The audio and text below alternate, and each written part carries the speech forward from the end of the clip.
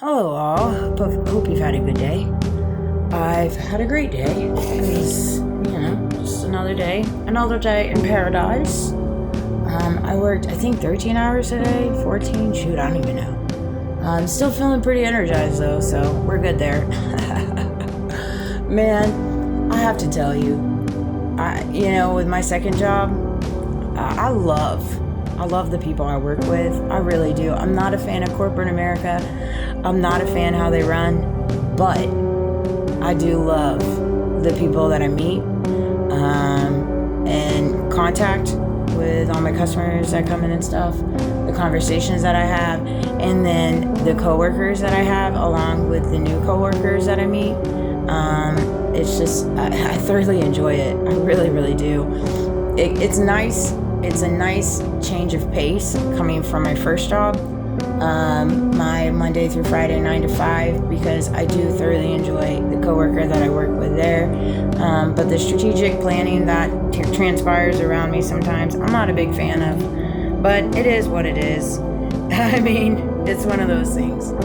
I've just come accustomed to it. And so I look at things differently. It's so funny, on the news just now, because my father was watching the news, they were talking about that young lady that went to the gym, and I guess she went to the bathroom, and there was a man in the bathroom, and she said something about it, and they asked her to leave, and it's become this huge thing. And I mean, I'm in agreement. I think that there should be different bathrooms for everyone. I think women should have a bathroom, and it should be privacy and specialized for just women.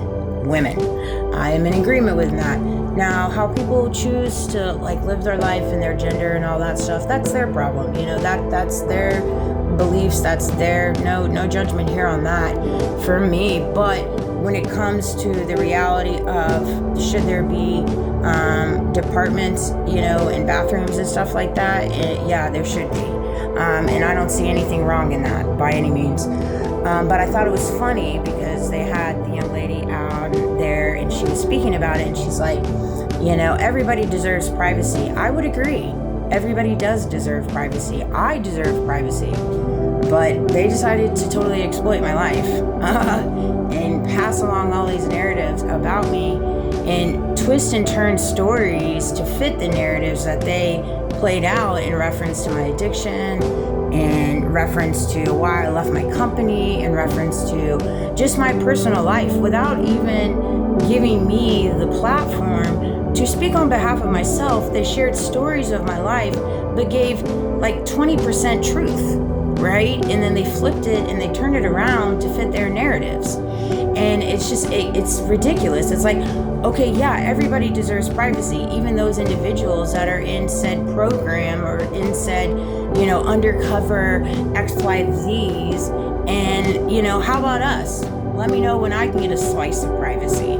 And so that's what I have to say about that whole scenario. It's just so comical how they cherry pick certain things. And it's like, it just needs to be that way across the board.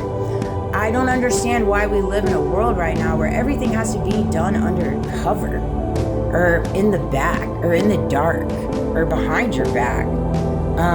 It's like, why? If you land on truth, why are you covering it up? Why do you have to do it in the dark? Why do you have to tell rumors and, narratives and humiliation to collaborate and prove whatever it is you're saying? It's just odd to me.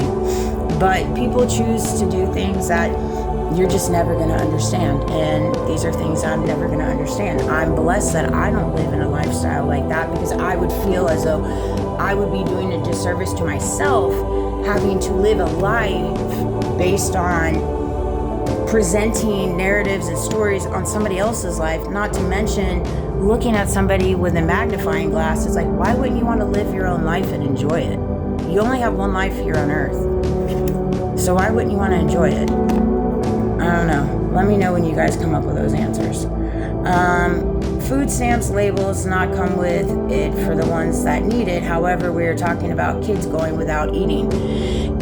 I had a pretty heated discussion this morning. I get really passionate about certain things, and I let it fly. I do. But again, I'm learning how to navigate conversations to the best of my abilities, as well as pick my battles. And I understand the full front in reference to why people carry labels and why there's been such a bad rap sheet with people that are said on EBT or different programs, and why people feel as though there's people that have them that don't deserve them. And that's neither here nor there. I couldn't agree with you more. Are there people that take advantage of the system? Yes, there's people that work for the system that take advantage of the system to fit their pockets. So it's kind of like a full circle if you think about it. And so it's like, okay, I respect it. Let's start holding things accountable, but let's do it on all fronts of the stage. Like, if you have a problem with said people in the category of people that are on SNAP, well, then start enforcing drug tests, as well as let's go ahead and start passing out drug tests for every political person that works for the United States. Let's do it across the board.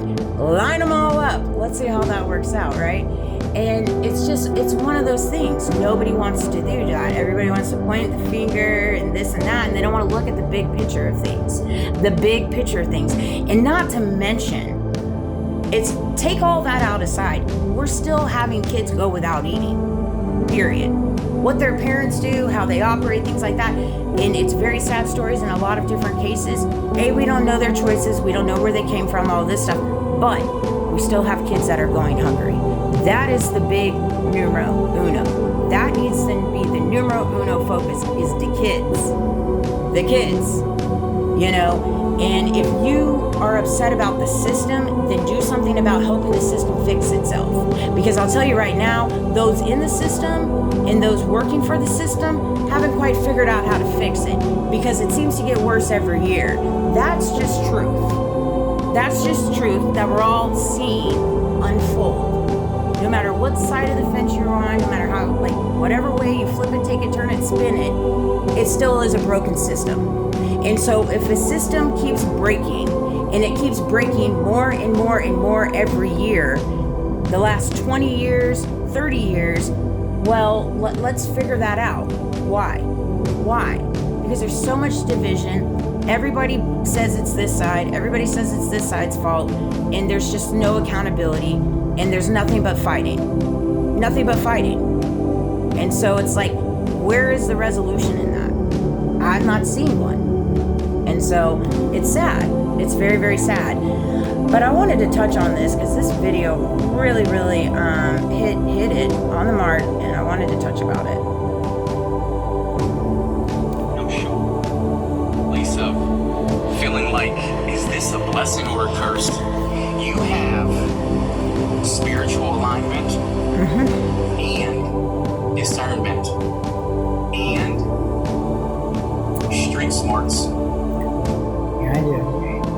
That combination right there is a dangerous combination. That's why if individuals don't know this about you, it doesn't take them long to realize It does not. that you have these superpowers coinciding and coexisting around you. And if they don't know it, they find out real quick. If their intentions aren't pure, if their intentions are ill, they find out real quick. Because, see, you are the type that as soon as you feel someone's energy is off, as soon as you feel that they are exchanging negative energy with you, or they're trying to run game on you, so to speak, you let your actions speak for you. You keep your distance. You Arm's put length, them at baby. distance if you feel negative energy. And that's a superpower.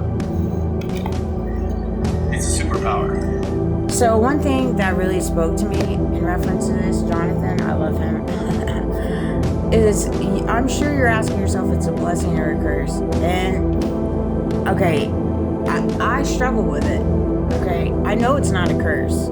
And it's definitely a blessing. But I do struggle with it because a lot of people have a lot of problems with me because I carry it. And it's not what I want to be like, I hate that.